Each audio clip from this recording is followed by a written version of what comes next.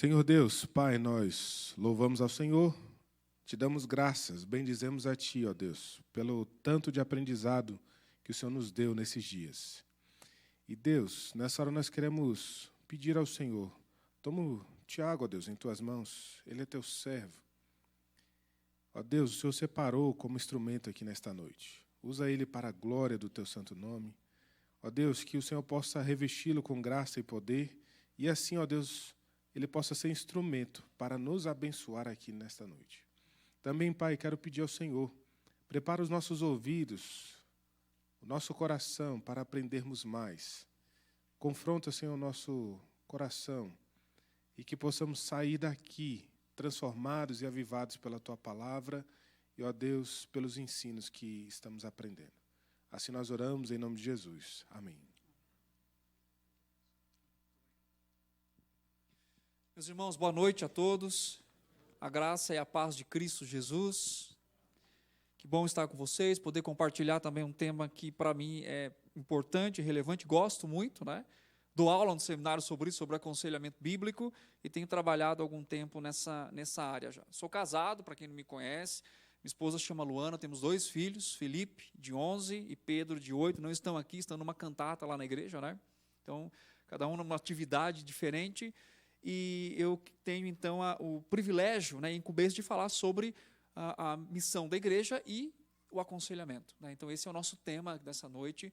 E é interessante porque o anterior foi sobre discipulado, certo? E é interessante diferenciar, ou talvez trazer uma perspectiva clara para você sobre o que é um discipulado e o que é o aconselhamento, para que você possa entender. Então, tem um autor chamado Steve Byers, e ele faz essa representação para a gente do que é a diferença de um aconselhamento bíblico e para o discipulado. Então, imagine um rio, certo? Imagine um rio.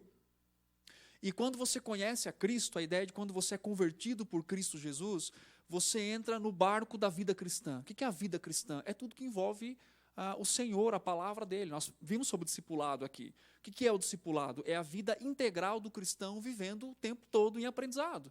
Então, o culto, o aprendizado, né, da palavra, a comunhão, o momento em que nós estudamos a Bíblia, o momento em que nós crescemos como corpo de Cristo. Ou seja, o alvo, né, do discipulado é aquilo que Paulo fala em Romanos 8, 28, ser a imagem de Cristo. Então, enquanto a imagem de Cristo está sendo formada em nós, nós estamos, então, sendo o quê? Discipulados, treinados pelo próprio Deus, por outras pessoas, né, o Senhor usando essas pessoas, para que nós, então, caminhemos a imagem de Cristo Jesus. E onde entra o aconselhamento? Então, imagine um barco, essa imagem que o Steve Byers coloca, e você está no barco da vida cristã, e nesse rio você tem que crescer em áreas na sua vida. Né? Quais áreas que você pode crescer na sua vida? Alguns exemplos, como marido, por exemplo, como esposa, como filho obediente. Você vai crescer como um estudante da palavra de Deus, um estudante na faculdade. Você vai ser um bom aluno. E imaginemos, então, que em alguma área da sua vida, como comunicação, por exemplo, Efésios capítulo 4 fala que você deve se comunicar brandamente, amorosamente, e que a sua comunicação transmita graça. Mas, dentre tantas áreas da sua vida, você está com dificuldade de crescer em Cristo Jesus e de se comunicar biblicamente. Você tem ira no coração. Então, quando você vai falar com alguém, parece que está brigando, não parece que está comunicando. Então, você está não desenvolvendo a imagem de Cristo em uma área da sua vida. E nós chamamos nesse rio do discipulado, né, o Steve Byers coloca, como se fosse um enrosco. Sabe enrosco no barco? Você está indo e, de repente, tem alguma coisa que para a sua vida e você não consegue crescer a imagem de Cristo porque você não está amadurecendo naquela área. Então, o aconselhamento bíblico, ele entra nesse aspecto para, de forma pontual, atuar na sua vida, e pode ser de uma forma formalizada ou não, na mutualidade, a gente vai ver isso na igreja, para que você, então, cresça a imagem de Cristo e lide com isso. Deu para entender a diferença? Então, enquanto o discipulado é para toda a vida, em todo o tempo, né, você não termina de ser discipulado, a não ser que Cristo volte, ou você, então, venha morrer e vá com o Senhor. Mas o aconselhamento bíblico, ninguém vive em aconselhamento bíblico em todo o tempo, né? Ou seja, você vai crescendo em discipulado, vai amadurecendo a imagem de Cristo, e o aconselhamento bíblico entra em áreas da sua vida em que você, então, precisa crescer mais, está com uma dificuldade, um impedimento por causa de uma imaturidade ou algo então que esteja trabalhando no seu coração. Tá? Então essa é a grande diferença. Eu quero que você abra comigo a sua Bíblia em Colossenses capítulo 3, verso 16, um texto clássico sobre aconselhamento bíblico. E eu quero dividir o nosso tempo aqui hoje, eu estou com o tempo um pouquinho apertado, então eu vou tentar fazer alguma coisa aqui e espero em nome de Jesus que eu consiga. Mas acho que eu não vou conseguir. Mas tem que ter fé, né? Mas a minha fé está pouca aqui hoje. Acho que eu preciso de aconselhamento. Então, o que acontece? Eu vou trabalhar exatamente o seguinte. Então, coloca na sua cabeça aí. Nós vamos começar falando de aconselhamento bíblico lá em Gênesis. Eu quero dar um traço, ou quero tomar a sua mão nessa noite e caminhar com você numa perspectiva histórica e teológica do aconselhamento bíblico. Por quê? Porque isso tem todo a ver com a missão. Você não começa olhando para a missão da igreja com relação a aconselhamento no Novo Testamento. Não é isso, nós estamos falando de uma igreja. Né? Nós estamos falando de uma igreja que então deve ser trabalhado pelo Senhor. Então nós temos essa perspectiva. Então nós vamos caminhar aqui trazendo também o contexto desse conselho divino. Porque quando a gente pensa em aconselhamento, o que vem na sua mente primariamente? Você pensa assim, aconselhamento, e o que vem na sua mente? Problema, não é isso? Não é assim? Pecado, dificuldade, não é assim? Então, quem faz aconselhamento é quem está com algum problema. Mas, biblicamente, nós vimos que não é assim. Então, nós vamos olhar para Gênesis e entender qual é o papel do conselho bíblico na vida do crente. Tá? Então, Colossenses 3,16, o texto diz assim: habite ricamente em vós a palavra de Cristo, instruí-vos e aconselhai-vos o quê? Mutuamente, em toda a sabedoria, louvando a Deus com salmos e hinos e cânticos espirituais, com gratidão em vosso coração. E o versículo 17 finaliza a perícopa dizendo o seguinte: e tudo o que fizerdes, seja em palavras, em ações, fazei em o nome do Senhor Jesus, dando por ele sempre o quê? Graças a Deus Pai. Então note que o apóstolo Paulo, ao escrever aos Colossenses, ele diz assim, o resultado de uma habitação da palavra, e ele usa aqui como se fosse no grego uma redundância. Habitar, na ideia, seria você morar. A imagem é uma casa. Então, quando você habita numa casa, naturalmente você habita em todos os cômodos da casa, certo? Então, você tem lá a sala, a cozinha, você tem os quartos, então você preenche aquele espaço. Então, quando você diz assim, eu habito naquela casa, ninguém perguntaria para você o seguinte: você habita ricamente nessa casa? É claro que você habita nessa casa, mas a ênfase que o apóstolo Paulo dá aqui, ele vai dizer o seguinte: habite, quer dizer, tome esse espaço, você está ali, mas ele vai dizer uma outra palavra, que é ricamente, que é quase em português, se fosse traduzir ao pé da letra, uma redundância. Mas na verdade ele está dizendo o seguinte, que a palavra habite até que transborde. Então, quer dizer, não é só estar ali, é o transbordar da palavra. A palavra de quem? De Cristo. E o que o apóstolo Paulo fala depois? Como resultado dessa habitação da palavra, você como crente em Jesus vai fazer o quê? Instruir. E outra palavra aqui é aconselhar.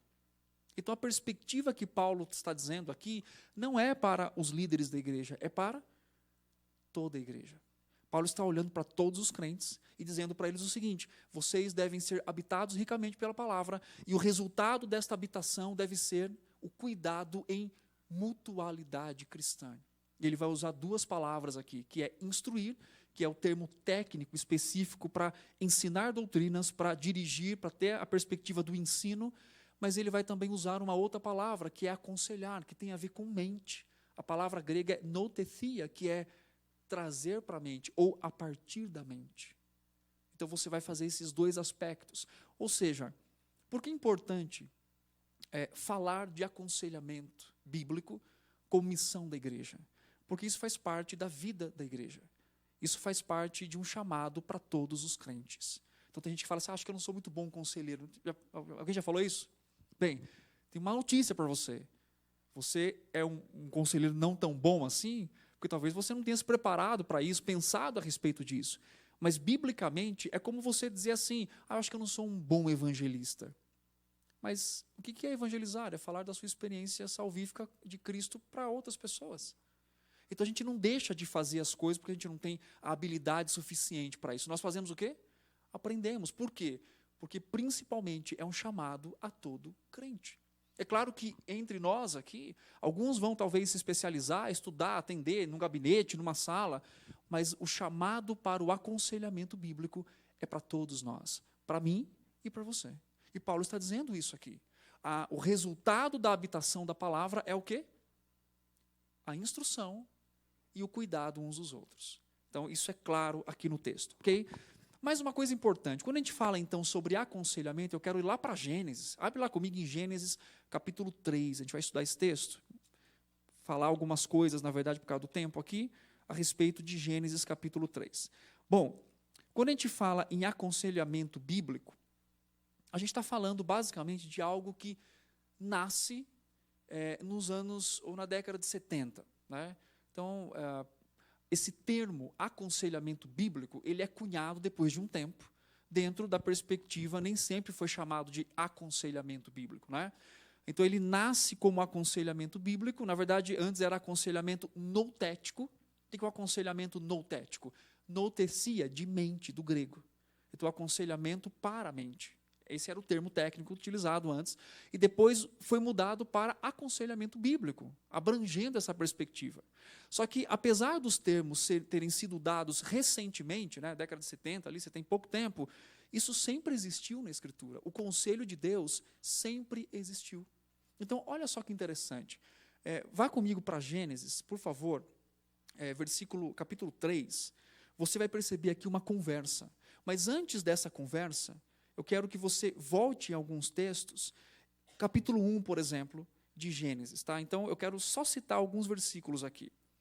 Desde Gênesis, capítulo 1, quem que está falando aqui? Deus está falando. Deus está dizendo alguma coisa. Então, no capítulo 1, Deus está criando. Então, ele fala, versículo 6, e disse Deus, haja firmamento. Então, em Gênesis capítulo 1, Deus está falando e criando todas as coisas. A fala de Deus, a palavra de Deus. Quando nós vamos, por exemplo, para o capítulo 1 ainda, e o verso 19, aliás, verso 20, tá? O texto fala assim, disse também Deus, povoem-se as águas de enxame, de seca. Quer dizer, Deus está dizendo de novo. Deus está mostrando para eles. Quando chega no versículo 22 do capítulo 1, e disse Deus e os abençoou. Então Deus está abençoando a criação e instruindo a criação. No verso 26, também disse Deus, nós temos uma outra fala de Deus aqui, mas agora referência ao homem. Quando ele diz assim, também disse Deus, façamos o homem o quê? A nossa imagem, conforme a nossa semelhança, tenha ele domínio sobre o peixe do mar, sobre as aves do céu, sobre os animais domésticos, sobre toda a terra e sobre todos os répteis que rastejam pela terra. O versículo 27 diz assim, criou Deus, pois o homem à sua imagem, a imagem de Deus o criou, homem e mulher os criou. E Deus disse alguma coisa para eles. Olha o versículo 28. E Deus os abençoou e fez o quê?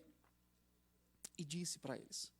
Depois disso, né, nós temos o versículo 29, diz assim, e disse Deus ainda, quer dizer, o Senhor está continuando a falar, eis que vos tenho dado todas as árvores que dão semente e se acham na superfície de toda a terra, e todas as árvores em que há fruto que dêem semente, isso vos será por mantimento.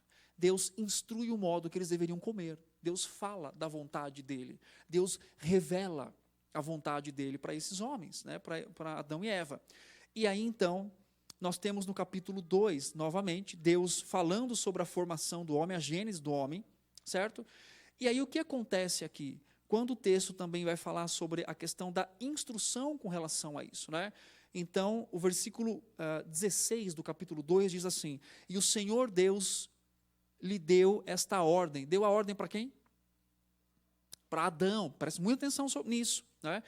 Dizendo o seguinte, de toda árvore do jardim comerás livremente, mas da árvore do conhecimento do bem e do mal não comerás, porque no dia em que dela comeres, certamente o quê? Morrerás. Então, o que nós temos aqui? Nós temos o homem sendo criado, e pare para pensar uma coisa importante comigo.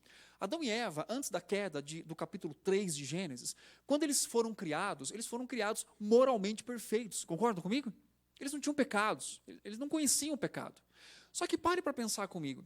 Se Deus tivesse criado Adão e Eva, os colocado no jardim, fosse embora, ficasse de longe olhando, o que aconteceria? Nada. Eles iam viver ali sem propósito de vida. Eles iam viver ali sem saber quem eles eram. Porque o homem não foi criado para ser um ser independente. O homem não foi criado no seu conhecimento cognitivo para deduzir as coisas que estão ao seu redor. Quer dizer, a mente ainda não afetada pelo pecado não era suficiente para eles entenderem por si mesmos que eles tinham sido criados, que existia um Deus, que tinha um propósito para eles, e que aquele jardim tinha sido criado pelo Senhor, que eles deveriam comer de todas as árvores, menos de uma árvore, a árvore do conhecimento do bem e do mal. Concordam comigo? O homem não saberia a perspectiva da sua existência se o conselho de Deus, se Deus não chegasse para ele e dissesse para ele: olha, você foi criado para isso, eu estou te abençoando para isso, essa é a razão da sua existência. Por quê? Porque o homem foi criado, isso é muito importante, para viver debaixo de uma teo-referência e não de uma auto-referência. Deus criou o homem para isso. Então, o homem, ainda sem ter sido afetado pelo pecado, ele não tinha condições plenas de entender a sua autoexistência. Ele precisava de uma referência. E essa referência nós chamamos no aconselhamento de teo-referência. Deus está dizendo para o homem o porquê da sua existência. Deus não só está dizendo para ele por que ele existe, mas Deus está dando significado a tudo que existe ali. E o texto bíblico diz que toda a viração do dia, quem vinha conversar com eles? O Senhor. Eu fico imaginando que papo que eles tinham lá, né? E aí, Adão, você trabalhou muito hoje? Ah, Senhor, hoje o dia foi bom, porque não tinha pecado, né? Adão não chegou cansado do trabalho, né? E aí, como é que está seu relacionamento com Eva? Não, a Eva foi um pouco grossa. Não tinha isso, né? Então, esse papo ali na viração do dia era muito legal. E que papo que seria esse? Você parou para imaginar isso? Que papo seria esse? Não é um papo que talvez a gente pense em ter com Deus agora, porque a gente chega para Deus hoje, a gente pensa assim: não, pode falar, Senhor, eu estou errado, eu já sei, já começa aí. Não é assim? Então, é esse papo que a gente teria. Se você falasse, se você estiver diante de Deus, o que você vai fazer? Pedir perdão. Né? Me perdoa, porque eu pequei. Mas não, eles tinham um papo diferente. Algo que a Escritura, eu não quero aqui especular isso, né? Mas se Deus vinha na viração do dia conversar com o homem, essa conversa era o conselho divino, de dar para ele a razão da sua própria existência. Então, uma dedução óbvia para a gente do fato da criação é que toda a realidade criada é plenamente e completamente dependente de Deus. Não tem como aprender sobre a existência. Isso vai fazer sentido quando eu chegar lá no século XVII e falarmos sobre a maré do modernismo. Isso vai fazer sentido para você. Então, o que isso significa? Nós não temos como deduzir a realidade se Deus não disser para a gente o porquê da nossa existência. Isso é importante entender dentro do aspecto bíblico.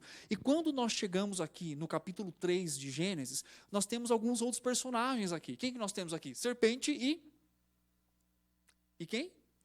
E Eva. Agora, o que Eva e a serpente estão fazendo aqui? Hermenêutica. Elas estão interpretando o que Deus havia dito lá atrás. Então, olha o capítulo 3. Primeiro, olha o capítulo 9, o capítulo 2 e versículo 9. Diz assim: do solo fez o Senhor Deus brotar toda sorte de árvores agradáveis à vista e boas para alimento, e também a árvore da vida no meio do jardim, e a árvore do conhecimento do bem e o quê? Do mal. O Senhor está dizendo que as árvores comestíveis, próprias para comer, liberadas por Ele, elas eram o quê? Agradáveis. Só que a do conhecimento do bem e do mal, não. Aí, quando chega no capítulo 3, a serpente e a Eva, elas estão fazendo o quê? Interpretando o conselho divino. Então, elas estão fazendo o quê? Então, antes de chegar aqui, o que é importante entender? O conselho de Deus, antes da queda, nós chamamos de conselho instrutivo. O que isso significa? Não havia pecado a ser corrigido, mas havia existência a ser significada. Então, o que Deus está fazendo com o homem?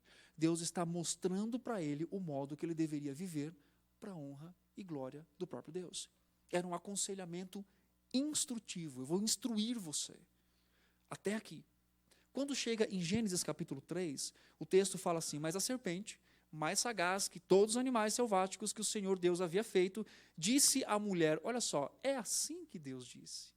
Eles estão interpretando o quê? A fala de Deus. Deus disse assim: não comereis de toda a árvore do jardim. O que acontece aqui? A serpente provoca Eva na perspectiva dela. Agora, olha só que interessante.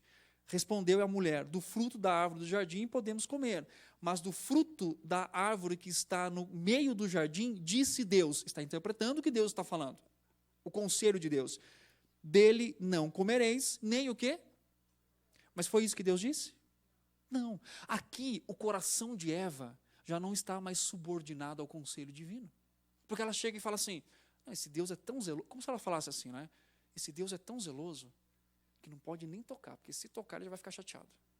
Ou seja, ela acrescenta algo ao conselho divino.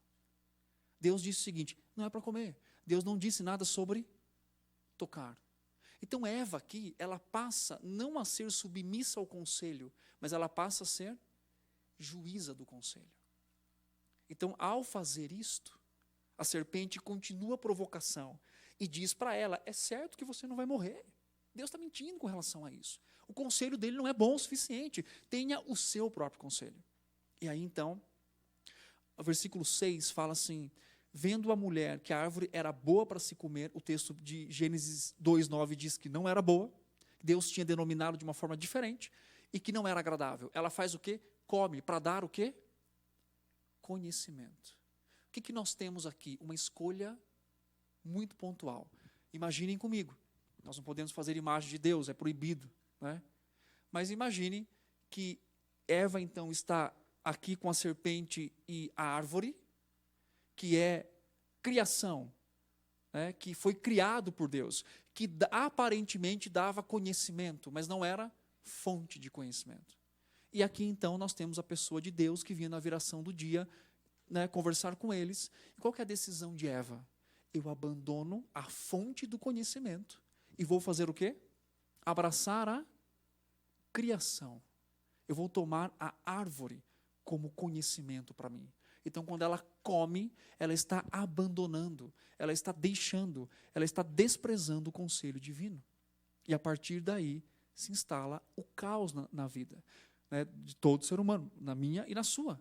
Então, o que passa a acontecer aqui? O conselho divino não passa a ser somente instrutivo. A partir do momento que a mulher cai e Adão cai, toda a humanidade cai neles como representantes, nós passamos então a ter o conselho de Deus como corretivo para o nosso coração. Ou seja, nós não só devemos aprender sobre o nosso significado de existência, mas nós devemos aprender sobre como direcionar os desejos do nosso coração. E o texto é claro em dizer que a árvore, ela come, ela dá para o seu marido, né, do fruto, os olhos de ambos se abrem, e acontecendo isso, eles veem que eles estavam nus. E então o pecado é instalado com relação a isso. O que nós temos nessa perspectiva? O abandono do conselho divino para o autoconselho, para a busca de um conselho supérfluo, da criatura, da criação. Abandonam o dono do conhecimento, o criador do conhecimento, melhor, a fonte do conhecimento, para buscar conhecimento na própria criação. Paulo descreve isso em Romanos. Eles tiveram conhecimento de Deus, falando de toda a humanidade, daqueles que pecam. Eles fizeram o quê? Abandonaram, numa espiral descendente, até chegar em situações como homossexualidade e tantas outras. Abandonando o conhecimento. Olha o prejuízo desde a queda, desde o Éden.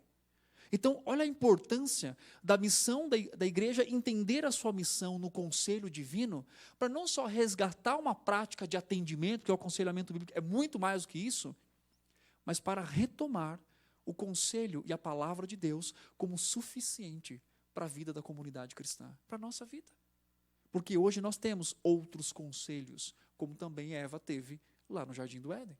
Então, a ideia da igreja não é só entender esse aspecto no sentido de prática em si, mas é no sentido também de compreender e entender a ação de Deus por meio do conselho dele, né? Tem um livro muito legal chamado Criando uma Cultura de Cuidado na Igreja, do T. Dale Johnson. E o livro dele está em torno de uma pergunta importante. Ele pergunta o seguinte: de quem é a responsabilidade de cuidar das almas? De quem é a responsabilidade de cuidar das almas? Do pastor? Do presbítero? Quem cuida das almas? E essa é uma pergunta muito importante, que foi feita na história. Então, rapidamente aqui, eu acho que não vai dar tempo mesmo não, viu? Acho que vocês estavam errados, eu estava certo, na minha fé. Olha só, rapidamente aqui para você poder entender historicamente.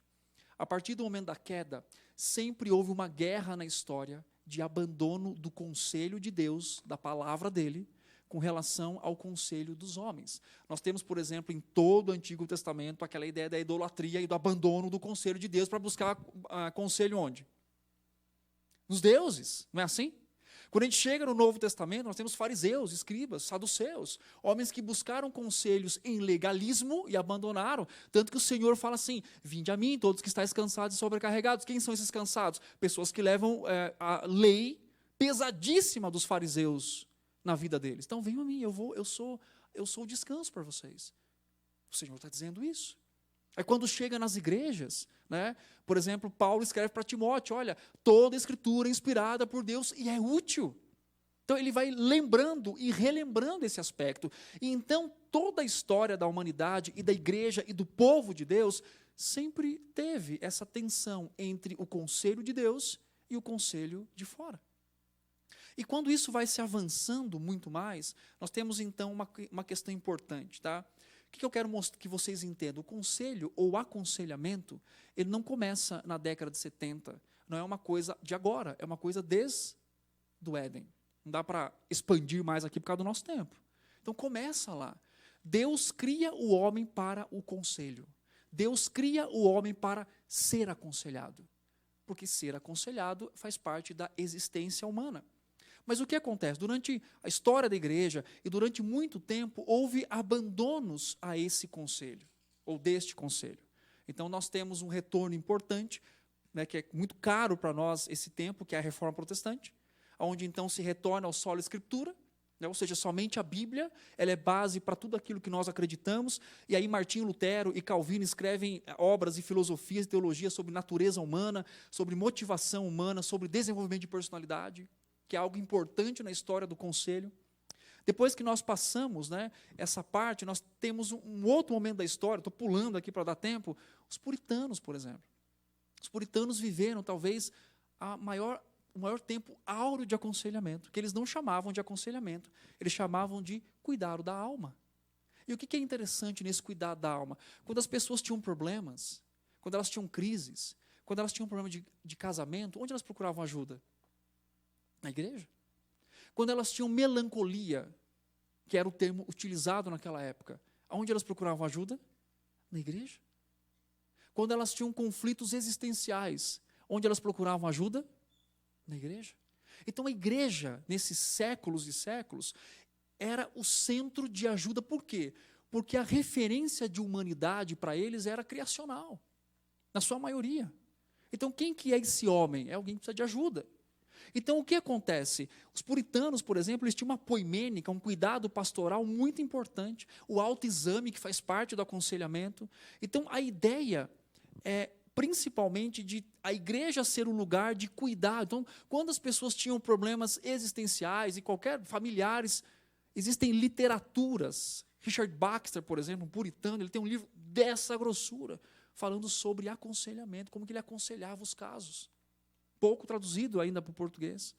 Então eram homens de Deus e igrejas do Senhor que se posicionaram para cuidar das almas, porque eles respondiam a pergunta importante de quem é a responsabilidade de cuidar das almas. Eles sabiam, é da igreja do Senhor. Só que aí nós temos um ponto importante na história. Vocês já ouviram falar do positivismo e do empirismo? Já ouviram falar sobre isso? Quem estudou história, já ouviram falar? No século XVII, né, ainda com essa ideia da igreja poder cuidar, da igreja, né, trazer essa resposta, no século XVII, então, nós conhecemos como a maré do modernismo, então nós temos a ênfase tanto no positivismo e no empirismo. Então, em conceitos breves, só para a gente poder entender, e muito bem resumido, é que o espiritual, ele se tornou submisso ao científico. Então, o que acontece? Dentre tantas mudanças com o espiritual sendo submisso ao científico, uma doutrina muito importante para nós também é colocada em xeque. antropologia bíblica, doutrina do homem. Porque daí se começou a estudar com Freud e com tantos outros, 3 questões importantes. O que é o homem? O que é o homem? Qual é o problema dele? E como nós podemos ajudar esse homem? Então se começa a estudar a respeito disso, sobre um antropos diferente. Se você lê textos, por exemplo, da antropologia freudiana, você vai poder entender esses aspectos. Ele não tinha uma antropologia muito clara, mas quem escreve depois dele acaba escrevendo de uma forma mais ampla. E aí se começa a questionar o seguinte: como é que funciona esse homem? Quem é esse homem? Em termos resumidos aqui por causa do nosso tempo. E aí então se começam a escrever o movimento do modernismo com a tentativa de explicar e conceituar a alma humana. E aí então o homem se tornou alguém o quê? Alguém evoluído e não criado. A perspectiva se torna diferente.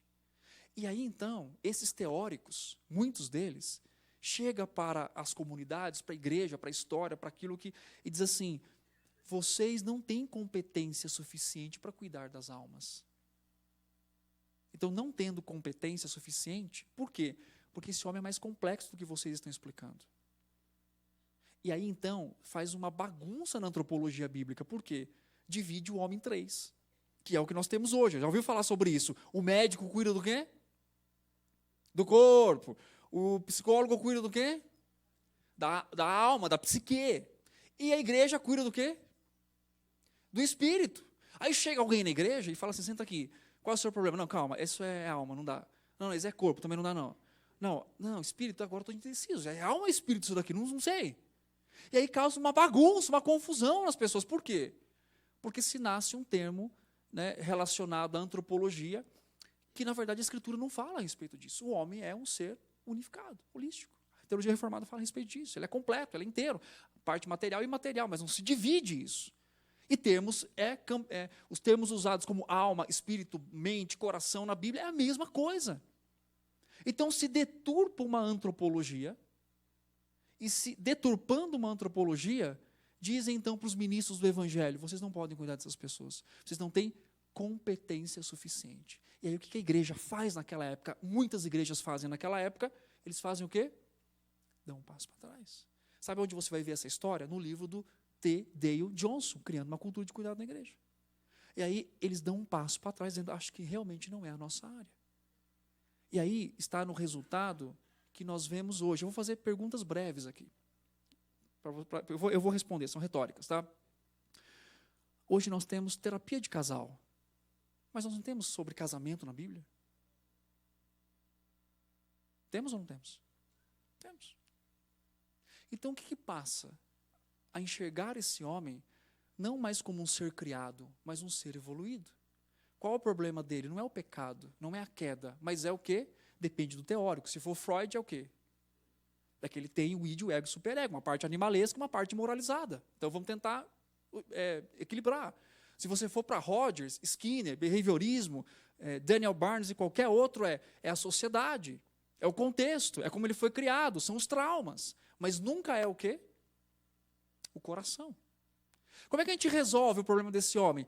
Todas as teorias é sempre, lembra que eu falei lá em Gênesis, teo-referente, Deus é referente para a gente? Todas as teorias que tentam ajudar o homem, elas são ego-referentes. Por quê? A resposta está sempre em quem? No próprio homem. Por isso que nenhuma teoria psicológica é diretiva, ela não pode ser. Porque a resposta não está no terapeuta, a resposta está na própria pessoa. E aí você não dirige, você não cuida, você só escuta. E tenta, não direcionar, mas trazer uma autorreflexão. E aí o que acontece nesse termo aqui? O cuidado da alma, ele se torna algo vulnerável para a igreja. Onde a igreja, então, abandona isso. Tanto que você está ouvindo falar sobre aconselhamento bíblico em termos de novidade, muita gente fala, nunca ouvi falar sobre isso, mas sempre existiu, desde Gênesis. Mas por que nós ouvimos falar hoje, falando, eu nunca vi esse termo? Porque nós, historicamente, teologicamente, de forma doutrinária, perdemos isso. Por isso que o T.D. Johnson ele faz uma pergunta importante, de quem é a responsabilidade de cuidar das almas? E ele fala que a única instituição aprovada por Deus para cuidar das almas é a igreja. Não existe outra. E como é que é cuidado? Por meio da mutualidade cristã, por meio do cuidado. Então, a igreja que se preocupa com aconselhamento, ela tem 2 trabalhos importantes a fazer. Um trabalho numa perspectiva de cuidar de pessoas, e hoje nós estamos vivendo num mundo caótico. Nós temos, no contexto das nossas igrejas, da humanidade, foi falado aqui pelo Pedro, o Brasil é o primeiro país mais ansioso do mundo, e o segundo mais depressivo do mundo. Hoje o Brasil é o país que mais toma remédio psiquiátrico, e é o país mais, com gente que é mais afastada no INSS por depressão e transtornos mentais. Então nós estamos vivendo numa sociedade que tem muito conhecimento, que tem remédio, que tem várias coisas, mas está adoecida. De cada 10 pessoas que eu atendo, 8 têm diagnóstico de transtornos mentais, mas estão sofrendo. Por quê? Lembra de Eva? A fonte do conhecimento e a criação. Pode servir como paliativo, mas nunca resposta para o coração do ser humano. A igreja, a palavra de Deus, Cristo é a resposta para a existência humana. Ele, somente Ele. Eu não estou negligenciando e demonizando qualquer coisa relacionada a isso. Eu estou dizendo que nós, como igreja, temos a palavra que mata a sede de pessoas que estão vivendo existencialmente sem sentido na vida. Nós temos a palavra. Nós não podemos nos acovardar de dizer para essas pessoas, olha, você está sofrendo, mas eu tenho uma resposta, não minha, mas da parte do Senhor, que é a resposta final. Qual a resposta final? Cristo é suficiente para todas as áreas da nossa vida.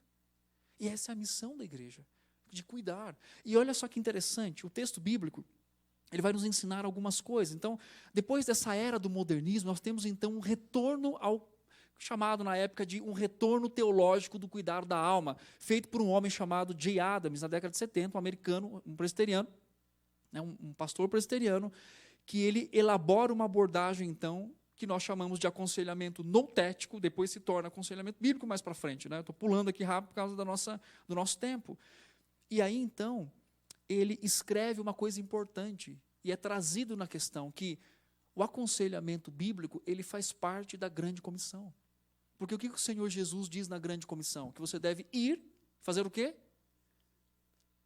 Fazer discípulos de todas as... E fazer o que com elas? Ensinar. Ensinar o quê? Ensinar a palavra. Ensinar a amar ao Senhor. Ensinar, cuidar, zelar, pastorear. E esses termos são ampliados depois por Pedro, por Paulo, dizendo, pastoreai o rebanho de Deus que há entre vós. E Paulo vai ampliando os termos, dizendo, aconselhai-vos uns aos outros. Então perceba que o aconselhamento ele faz parte da missão da igreja, porque nós vemos, inclusive, dentro da grande comissão. E qual é esse aspecto importante dentro daquilo que o texto da palavra de Deus diz para a gente nesse sentido? Olha só, existem alguns termos bíblicos, eu quero que você abra comigo em 1 Tessalonicenses 2,11, a gente vai ler alguns textos aqui. Vocês podem, por favor, projetar para mim? Para eu poder ler mais rápido aqui, aí eu consigo do que manusear aqui. 1 Tessalonicenses 2,11, eu vou ler com vocês, a gente vai lendo. E sabeis ainda de que maneira como o Pai a seus filhos, a cada um de vós, o quê? Pode passar, por favor.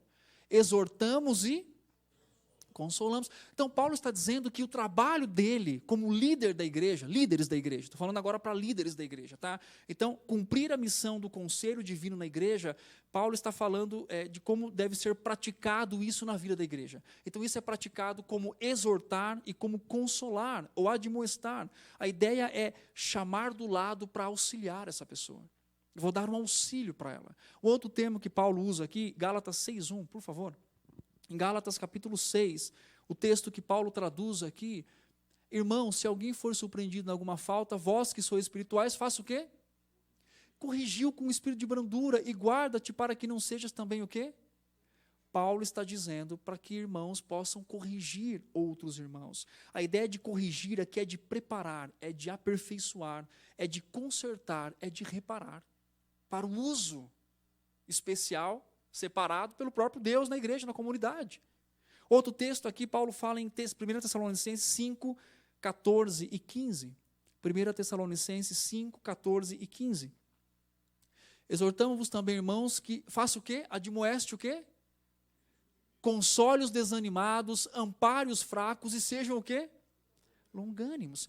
A ideia de admoestar, na verdade, traduzido como exercer paciência, longanimidade, indica então a disposição humilde que nós devemos ter de cuidar e de aconselhar uns aos outros.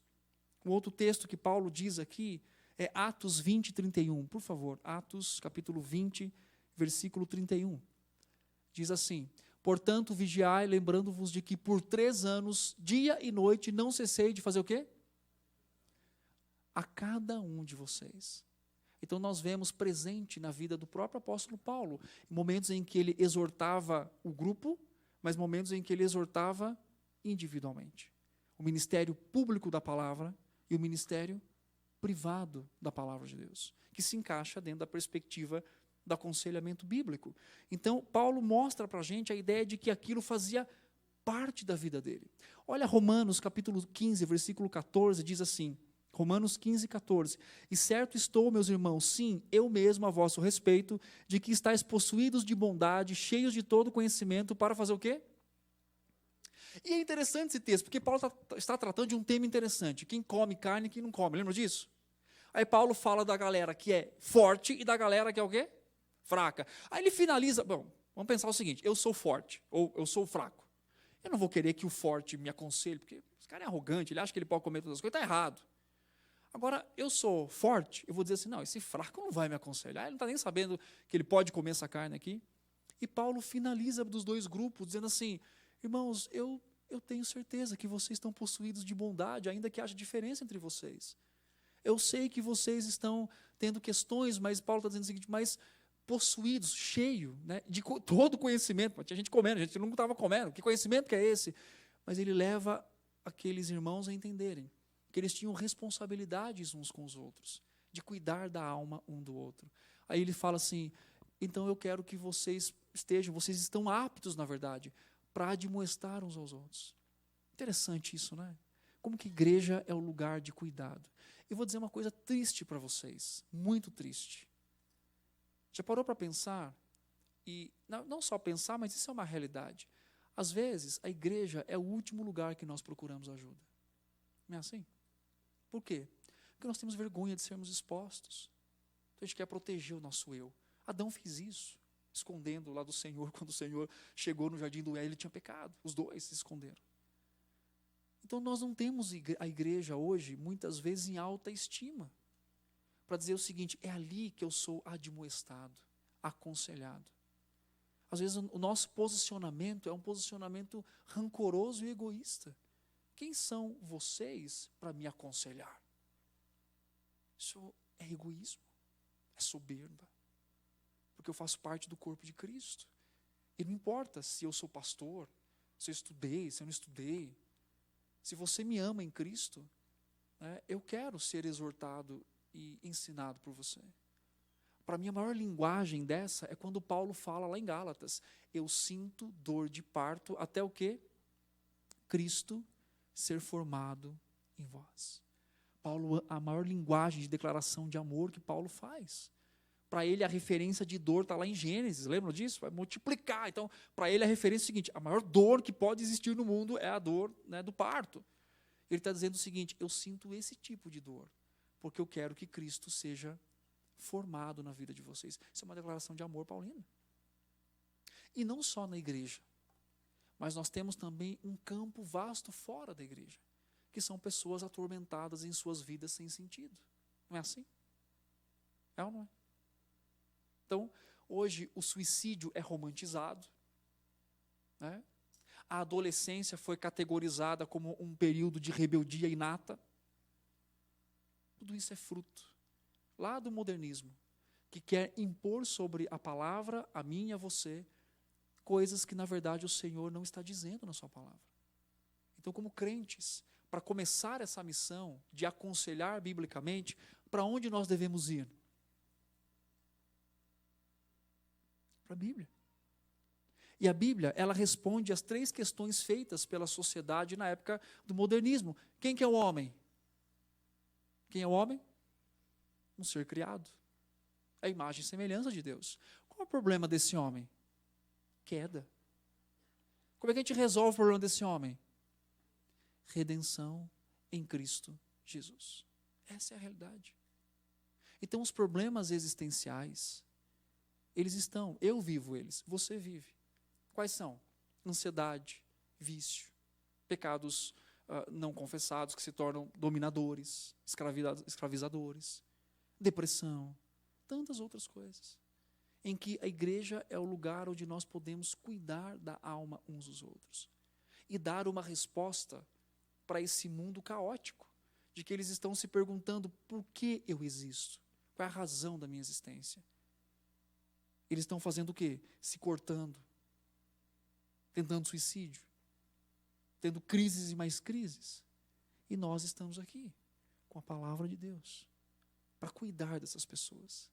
Uma coisa importante nesse século, nesse tempo, que nós como igreja devemos fazer, é não fazer como muitos nossos queridos irmãos daquela época, por temor, talvez por falta, dar um passo para trás. Nós temos que fazer o contrário, dar um passo à frente e dizer o seguinte: nós temos condições de cuidar das almas, porque o Senhor nos incumbiu disso.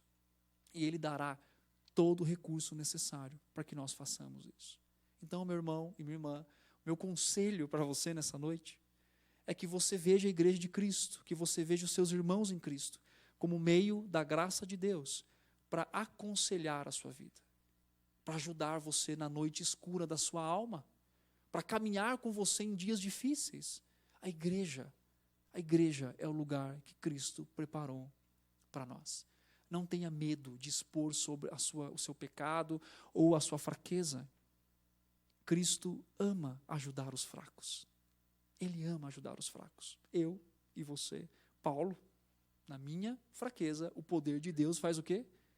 Se aperfeiçoa. Então, a missão da igreja é exatamente essa, que nós temos sempre, é exatamente buscar e crescer cada vez mais no conhecimento da palavra de Deus e ver essas perspectivas históricas que nós colocamos aqui e bíblicas, para que nós entendamos que precisamos retomar o conselho de Deus para este mundo caído e para a nossa própria vida. Então, nós devemos buscar, acima de tudo, o conselho do Senhor. Não abandonar como o povo dele fez. A sabedoria que é o próprio Deus, a fonte para buscar o quê? Cisternas rotas e quebradas. Nós temos a palavra.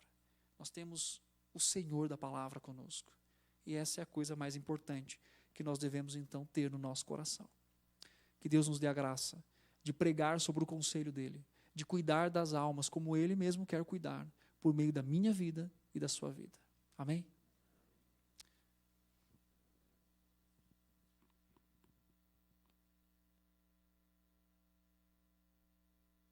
Queridos, que banquete Deus tem sido servido em nos conceder nesta conferência, hein? Quanto conhecimento, quantas instruções, instrumentos que Deus colocou à nossa disposição aí para servi-lo na missão e servir a igreja nessa